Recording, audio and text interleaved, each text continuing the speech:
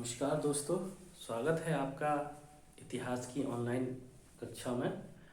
उम्मीद है आप अच्छे होंगे, स्वस्थ होंगे और अच्छे से अपनी तैयारी कर रहे होंगे। दोस्तों, हमने पिछली कक्षा में कहा था कि हम आगे से जो पढ़ाई शुरू करेंगे वो सिंधु घाटी सभ्यता से शुरू करेंगे, क्योंकि यहाँ परीक्षाओं में सिंधु घाटी सभ्यता से बहुत अधिक प्रश्न पूछे जाने की संभावना रहती है और पूछे भी जाते हैं। तो सिंधु घाटी सभ्यता को हम ध्यान से पढ़ेंगे।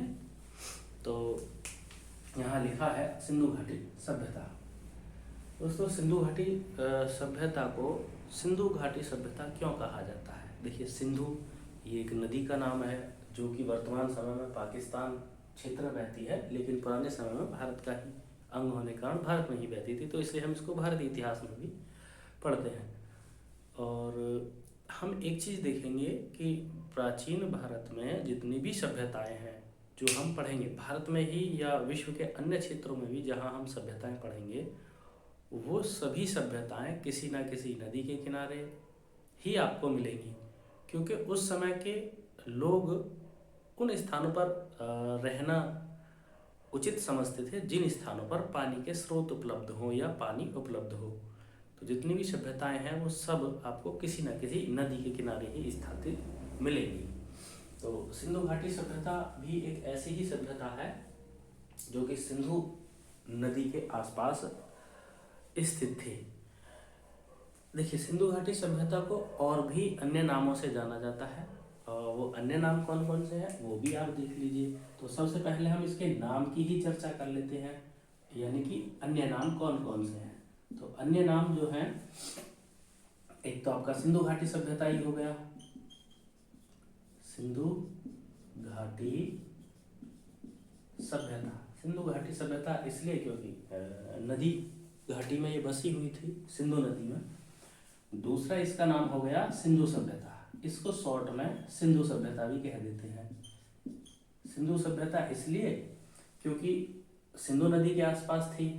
पाकिस्तान का जो सिंध प्रांत है उसमें इसका विस्तार फैला हुआ था। पाकिस्तान का पंजाब प्रांत है या सिंध प्रांत है, बलूचिस्तान प्रांत है, भारत में पंजाब है, हरियाणा, राजस्थान, गुजरात, इन सभी में ये सभ्यता फैली हुई थी, इसलिए इसको सिंधु सभ्यता भी कह दिया जाता है। एक और नाम है इसका जिसको भी कहते हैं हड़प्पा सभ्यता। हड़प्पा सभ्यता। अब ये जो हड़प्पा सभ्यता है, ये इसका नाम कैसे पड़ा, इसके पीछे एक रोचक कहानी है। रोचक क्या है?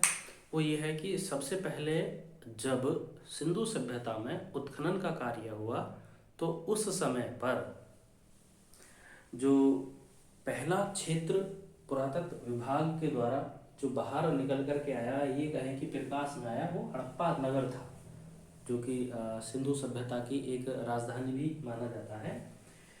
इस सभ्यता के लिए साधारणतः तीन ही नामों का प्रयोग किया जाता है: सिंधु सभ्यता, सिंधु घाटी सभ्यता और हड़प्पा सभ्यता।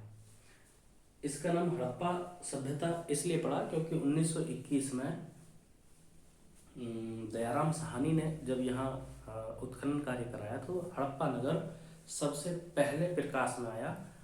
क्योंकि हड़प्पा सबसे पहले प्रकाश में आया, इसलिए इस सभ्यता का नाम पहले हड़प्पा सभ्यता रख दिया गया। यदि बात की जाए कि जो हड़प्पा सभ्यता है ये किस युग की है, तो हड़प्पा सभ्यता को कांस्य युगीन सभ्यता माना जाता है, क्योंकि तांबे की खोज भी पहले हो चुकी थी।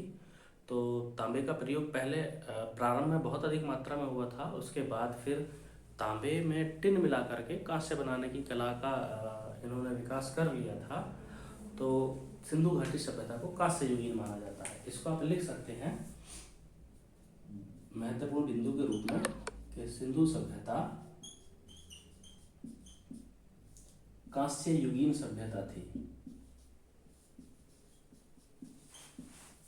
कांस्य युगीन सभ्यता थी।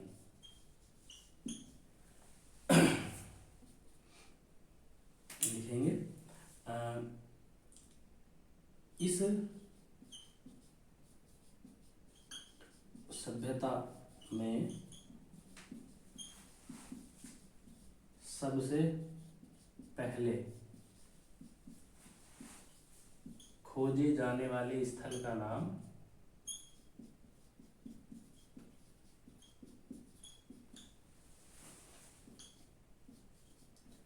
हड़प्पा। सबसे पहले जो स्थल खोजा गया उसका नाम हड़प्पा है, जिसके नाम पर इसको हड़प्पा सभ्यता भी कहा जाता है। अब यदि बात की जाए कि सिंधु सभ्यता जो है वो कैसी सभ्यता थी, तो इसको हम लिखेंगे कि सिंधु सभ्यता भारत की पहली नगरीय सभ्यता थी। कैसी सभ्यता थी? नगरीय। नगरीय सभ्यता से आप समझते ही हैं कि अच्छे अच्छे नगर बसे हुए थे, जहाँ कोई प्रशासनिक प्रणाली काम करती है और कोई नगर पालिका या नगर निगम जैसी कोई संस्था काम करती है। तो लिखेंगे आप सिंधु सभ्यता भारत की पहली नगरीय सभ्यता थी।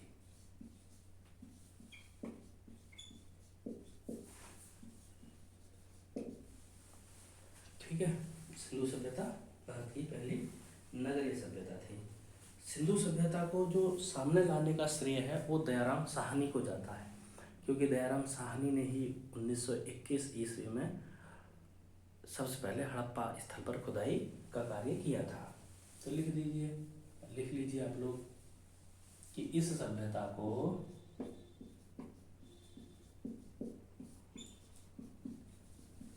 संसार के सामने लाने का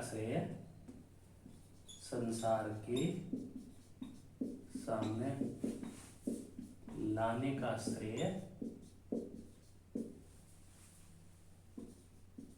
दयाराम साहनी को है।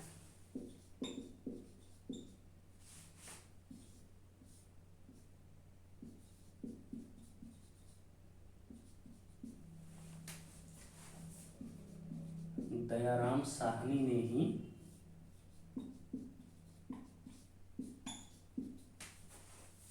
उन्नीस सौ 1921 में सर्वप्रथम हड़प्पा नामक स्थल की खोज की थी।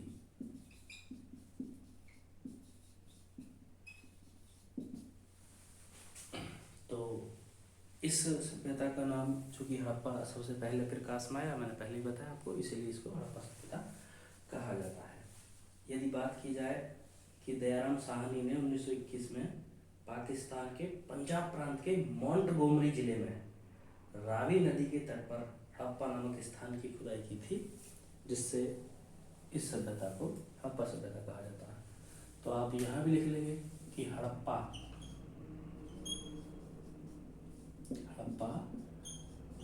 रावी नदी के तट पर स्थित था।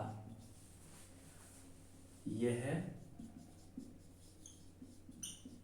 पाकिस्तान के मोंटगोमरी जिले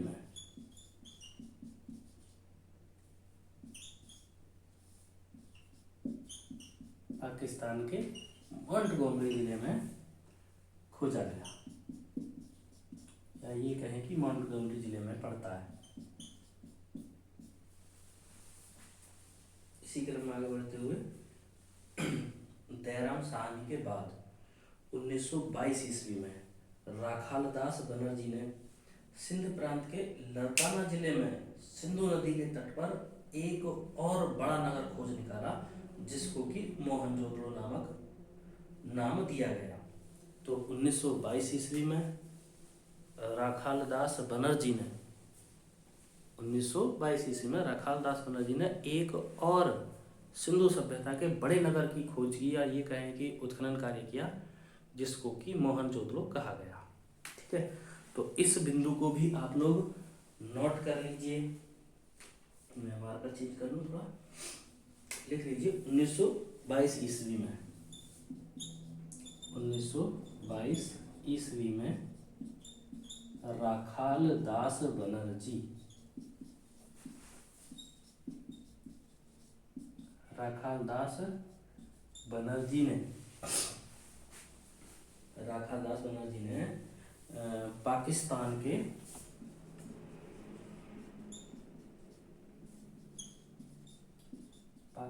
के सिंध प्रांत के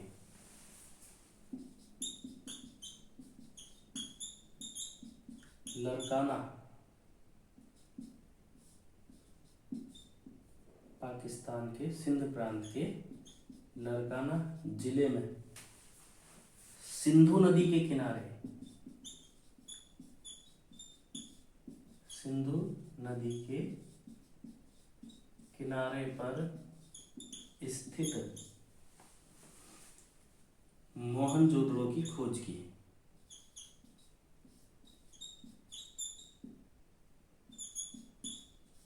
मोहनजोदड़ो की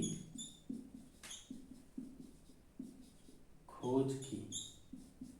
अब सिंधु सभ्यता के दो बड़े नगर हड़प्पा और मोहनजोदड़ो दोनों ही दुनिया के सामने आ चुके थे, जिससे पुरातत्ववेताओं को ये लग गया था कि यहाँ पर कोई ना कोई सभ्यता अवश्य है। तो बड़े पैमाने पर यहाँ उत्खनन किया गया और अब तक भी उत्खनन जारी है और सिंधु सभ्यता के स्थल खोजे जा रहे हैं। इसको ध्यान रखना है आपको कि मोहनजोदड़ो का कब पता लगा या कब प्रकाश में आया, तो 1922 ईस्वी में मोहनजोदड़ो की खुदाई किसने करवाई? राखालदास बनर्जी ने। मोहनजोदड़ो पाकिस्तान के सिंध प्रांत में पड़ता है, सिंध प्रांत के लरकाना जिले में पड़ता है और ये सिंधु नदी के तट पर स्थित है। ठीक है, अब हम लिख लेते हैं मोहनजोदड़ो का अर्थ। देखिए बहुत बार ये बहुत परीक्षाओं में पूछा गया है और हर बार पूछे जाने की इसकी संभावना रहती है। मोहनजोदड़ो का शाब्दिक अर्थ है मृतकों का टीला। मृतकों का टीला। मृतकों का टीला क्यों? क्योंकि मोहनजोदड़ो से खुदाई में बहुत सारे अवशेष या ये कहें कि मानव शरीर के सब प्राप्त हुए थे, इसलिए मोहनजोदड़ो को मृतकों का टीला कहा जाता है। इसी क्रम में यदि बात की जाए, क्योंकि भारत में अब सिंधु सभ्यता के दो बड़े नगर प्रकाश में आ चुके थे, तो अब ऐसे में कोई ऐसा विभाग स्थापित करने की आवश्यकता महसूस हुई जिसके निगरानी में उत्खनन का कार्य किया जा सके या जो अन्य खोजें हैं वो की जा सकें। तो इसी क्रम में जो भारत में एक अंग्रेज अधिकारी थे जिनका नाम था जॉन मार्शल, उनकी अध्यक्षता में भारत में एक पुरातत्व विभाग की स्थापना की गई। तो इसको भी आप लिख लीजिए। जॉन मार्शल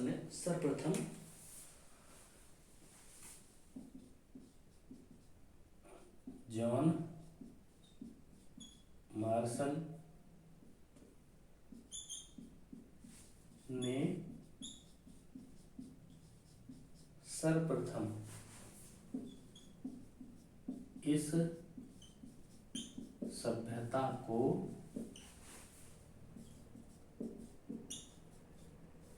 सिंधु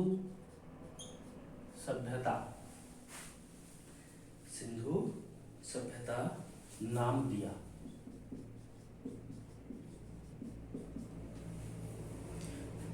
ठीक है, चलिए अब हम बात कर लेते हैं इसके भौगोलिक विस्तार की। तो आप एक छोटी सी हेडिंग डालेंगे, सिंधु सभ्यता का भौगोलिक विस्तार।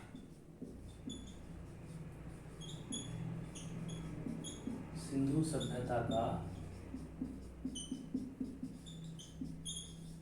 भौगोलिक विस्तार। देखिए विस्तार से हर बार प्रश्न पूछे जाते हैं। यदि आप बीए फाइनल या एमए फाइनल की परीक्षा देने जा रहे हैं इतिहास विषय से या अन्य प्रतियोगी परीक्षाएं देने जाते हैं, तो वहाँ विस्तार से एक प्रश्न आपको हमेशा मिलता है कि सिंधु सभ्यता का विस्तार कहाँ से कहाँ तक था, इसका क्षेत्रफल कितना है, इसका आकार कैसा था, ये इन सब के विषय में प्रश्न पूछे जाते हैं।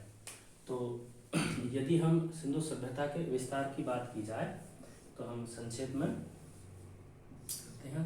देखिए, ये हो गया आपका उत्तर, ये आपका पूर्व हो गया, ये आपका पश्चिम और ये आपका दक्षिण।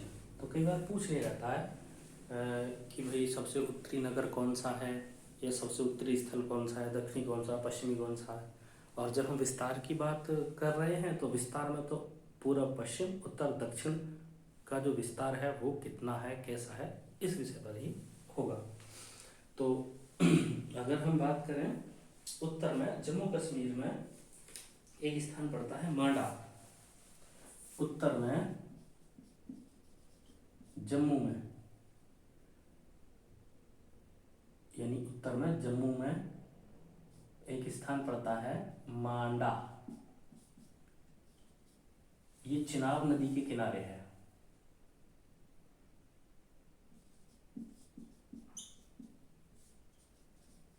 चिनाब नदी के तट पर जो सिंधु सभ्यता का जो सबसे उत्तरी स्थल है वो जम्मू में मांडा है, जो कि चिनाब नदी के उत्तरी तट पर स्थित है।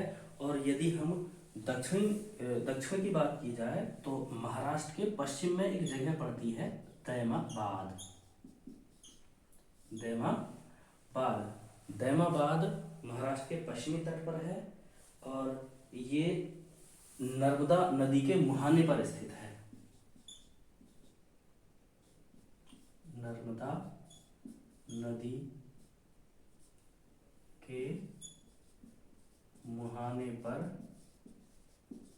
स्थित है दैमाबाद। ये कहाँ पड़ता है? तो ये महाराष्ट्र में पड़ता है। ठीक है, यानी सबसे उत्तरी स्थल जो हो गया वो जम्मू में मांडा हो गया, जो कि चिनाब नदी के तट पर है। और सबसे दक्षिण की यदि बात की जाए तो वो दैमाबाद हो गया, जो कि महाराष्ट्र राज्य में पड़ता है और ये नर्मदा नदी के मुहाने पर स्थित है। अब यदि हम सबसे पूर्वी स्थल की बात करते हैं तो सबसे पूर्वी स्थल जो है ये हमारा आलमगीरपुर।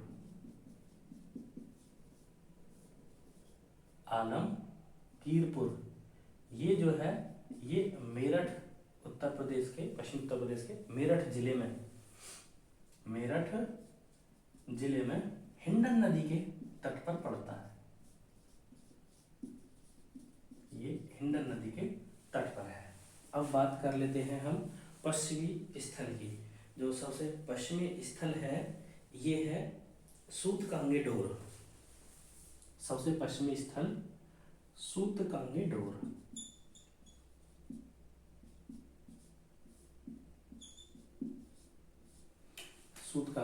ये कहाँ पड़ता है? ये पाकिस्तान के बलूचिस्तान प्रांत में पड़ता है। बलूचिस्तान प्रांत में, पाकिस्तान के बलूचिस्तान प्रांत में। अच्छा, ये कहाँ स्थित है? तो ये मकरान समुद्र तट के किनारे स्थित है। मकरान समुद्र तट के किनारे पर स्थित है। तो इनके हम ध्यान रखेंगे कि ये जो हमारा सिंधु सभ्यता का जो भौगोलिक विस्तार है वो कहाँ से कहाँ तक है। तो उत्तर में यदि बात की जाए तो जम्मू में मांडा, जो कि चिनाब नदी के दाएं तट पर स्थित है। और दक्षिण की यदि बात की जाए तो दैमाबाद, जो कि महाराष्ट्र में पड़ता है, जो कि नर्मदा नदी के मुहाने पर स्थित है। इसी प्रकार यदि सबसे पूर्वी स्थल की यदि बात की जाए तो उत्तर प्रदेश में मेरठ जिले में एक आलमगीरपुर नामक स्थल पड़ता है, जो कि हिंडन नदी पर है। इसी तरह से यदि पश्चिम की बात की जाए तो सूतकांगेडोर ये पाकिस्तान के बलूचिस्तान प्रांत में पड़ता है और मकरान समुद्र तट पर स्थित है। अब बात कर लेते हैं सिंधु सभ्यता का जो क्षेत्र है वो कैसा है।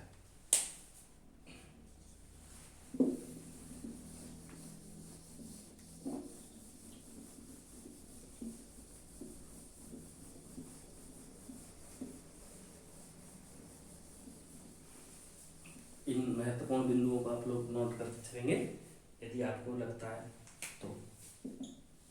सिंधु सभ्यता का जो क्षेत्र है वो त्रिभुजाकार है।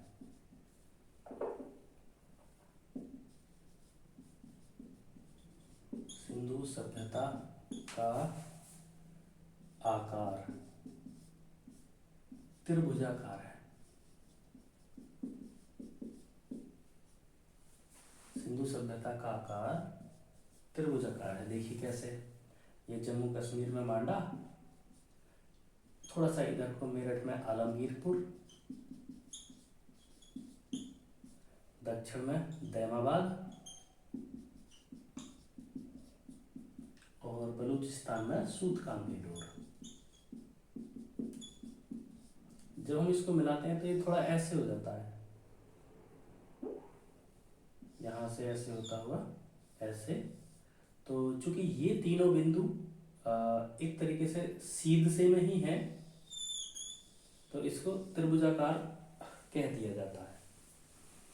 अब यदि बात की जाए कि इसका पूरा क्षेत्रफल कितना है, तो 12,99,600 वर्ग किलोमीटर में सिंधु घाटी सभ्यता फैली हुई थी। तो आप लिख सकते हैं कि सिंधु सभ्यता का क्षेत्रफल, सिंधु सभ्यता का क्षेत्रफल 12,99,600 वर्ग किलोमीटर है। देखिए, क्षेत्रफल को कई बार प्रतियोगी परीक्षाओं में पूछा गया है, और जब हम विश्वविद्यालय स्तरीय परीक्षाओं में दिया जाता है तो वहाँ ये विवरण आपको लिखना ही होता है। तो सिंधु घाटी सभ्यता का जो क्षेत्र है वो 12,99,600 वर्ग किलोमीटर है, और सिंधु सभ्यता का जो समूचा क्षेत्र है वो त्रिभुजाकार है। इसके उत्तर, दक्षिण, पूर्व, पश्चिम के विस्तार की बात की जाए तो ये भी आपको पता चल गया है कि मांडा, दैमाबाद, आलमगीरपुर और सूतकांगीडोर। एक हमारे इतिहासकार हुए हैं स्टुअर्ट पिगट का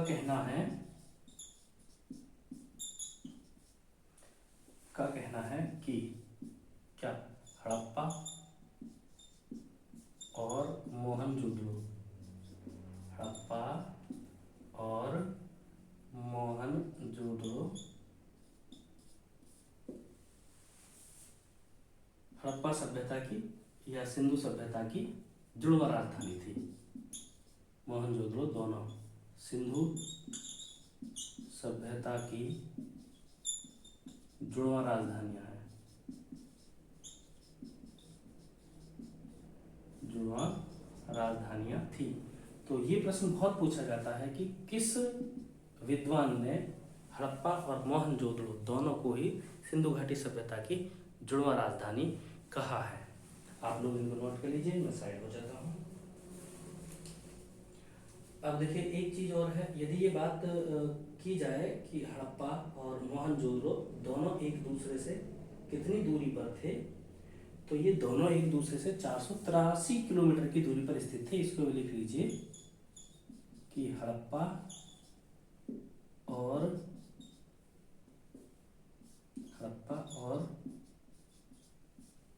मोहनजोदड़ो दोनों एक दूसरे से 483 किलोमीटर की दूरी पर स्थित थे। ये दोनों, ऐसे इसको लिख लीजिए, ये दोनों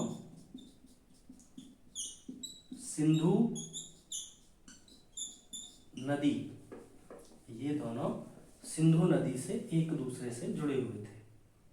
सिंधु नदी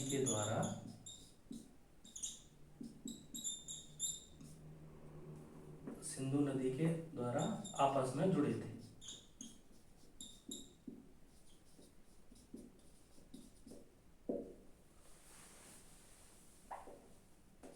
चलिए दोस्तों, आज की कक्षा में इतना ही।